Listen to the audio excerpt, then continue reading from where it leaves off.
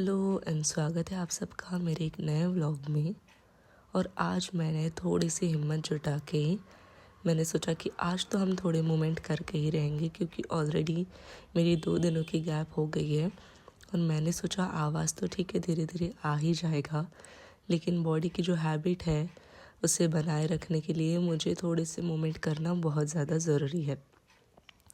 और मुझे एक ऐसा वायरल हुआ था ना, डॉक्टर ने बोला था इसे जाने के लिए 2 से 3 दिन लगेंगे, लेकिन तब तक तुम अपना रूटीन फॉलो कर सकती हो।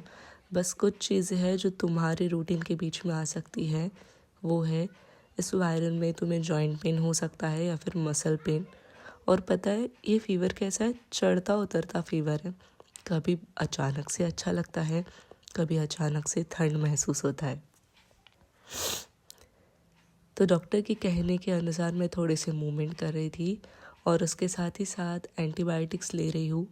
तो I am feeling very much better today, better than yesterday. लेकिन फिर भी एक चीज़ है, वो है मेरा सोर थ्रोट। और वो बैठने के लिए शायद मैं बहुत सारी चीज़ें कर रही हूँ, गर्म पानी पी रही हूँ। एंड ट्रस्ट मी, मैं कोई भी फ्रूट नहीं खा रही हूँ अभी, ताकि कहीं मुझे म्यूकस वगैरह ना हो जाए। मैं केला बनाना कुछ भी नहीं खा रही हूँ, ना एप्पल खा रही हूँ, ना ही कोई फ्रूट खा रही हूँ। इसलिए थोड़ा थोड़ा रिकवरी में मुझे प्रॉब्लम हो रहा है, लेकिन फिर भी मैं सारी कोशिशें कर रही हूँ जो मुझसे पॉसिबल है।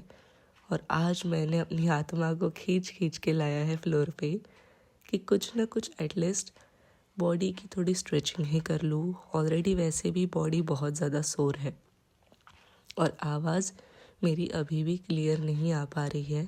हालांकि मैं 24/7 आवर्स हॉट वाटर ही पी रही हूँ। अभी ऐसा लगता है कि मैंने और अगर थोड़ा सा गर्म पानी पिया ना, मेरी टेस्ट बर्ड्स चले जाएंगे या फिर मुझे टेस्ट ही नहीं पता चलेगा कि किस चीज़ का कैसा टेस्ट है। लेकिन फिर भी मैं आई जिम में और सिर्फ मैंने ऊपर वाले फ्लोर पे, मतलब इस जिम के एक ऐसे जगह पे गई जहाँ पे कुछ भी क्योस नहीं है, कुछ भी क्राउड नहीं है, ना ही साउंड्स है ना कुछ है। बस एक सनलाइट आ रही है और पूरी शांति है। ऐसे जगह पे जाके मैंने प्रेफर करना समझा। और फिर मैं थोड़ी सी स्ट्रेचिंग के मूवमेंट कर रही हूँ। और पता है अभी फीवर तो वैसे कम्प्लीटली चला गया है, लेकिन बॉडी पेन थोड़ा सा है, मुझे पता नहीं क्यों।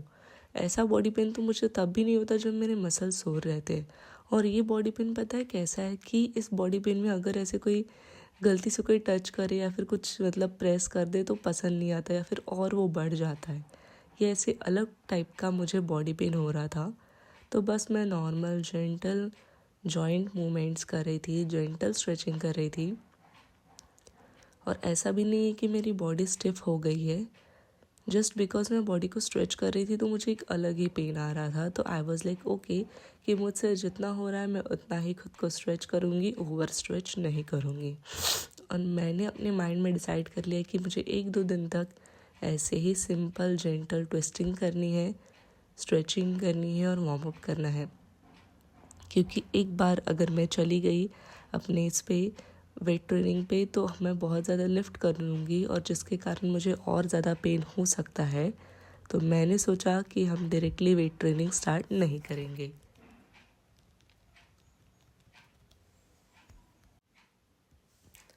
और पता है मूवमेंट के साथ साथ मेरी जो डाइट है, मतलब 2 दिनों से मैंने डाइट बंद कर दिया है इन टर्म्स ऑफ मेरा जो प्रोटीन इंटेक है वो मैंने कम्प्लीटली बंद रखा है। क्योंकि जब ऐसा कुछ होता है, जैसे अभी मुझे फीवर है और थोड़ा मसल पेन है, एंड अगेन मेरी बॉडी बहुत ज़्यादा अकड़ी हुई फील हो रही है just because of this viral flu. So doctor suggested me. और पता है मुझे बहुत ज़्यादा नौशिया भी फील हो रहा था।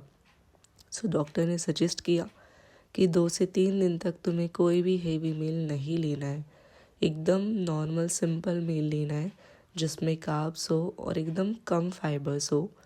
क्योंकि नौशिया लगने के कारण मुझे बहुत अजीब सा फील हो रहा था, या फिर अगर मैं हेवी मील्स लेती जिसमें प्रोटीन हो या फिर कुछ भी हो तो वो मेरे डाइजेशन को, वो मतलब मेरे स्टमक को डाइजेस्ट करने में बहुत ज़्यादा प्रॉब्लम हो जाता। तो सच में मैं 2 दिन से, मतलब आज का तो 2.5 दिन है, 2 दिन से मेरा जो प्रोटीन इंटेक है वो कम्प्लीटली बंद है। मैं सिर्फ रोटी और चावल खा रही हूँ। सच में मतलब कभी कभी ना सारी चीज़ें अच्छे चल रही होती है और ये सीकनेस बीच में आ जाती है, लेकिन still we are taking it in a positive note. क्योंकि कभी कभी जब तुम बॉडी को रेस्ट नहीं देते हो ना, तो बॉडी खुद ब खुद अपने आप वो रेस्ट ले लेती है। और वही मेरी बॉडी ने किया। ओवर एग्जर्शन होने के कारण मुझे ये सारी चीज़ें हो गई, और जिसके कारण अभी मुझे कंपलसरी 3 दिन का रेस्ट, 3 दिन का गैप लेना ही पड़ा। तो आज भी मैं प्रोटीन का इंटेक नहीं करने वाली हूँ।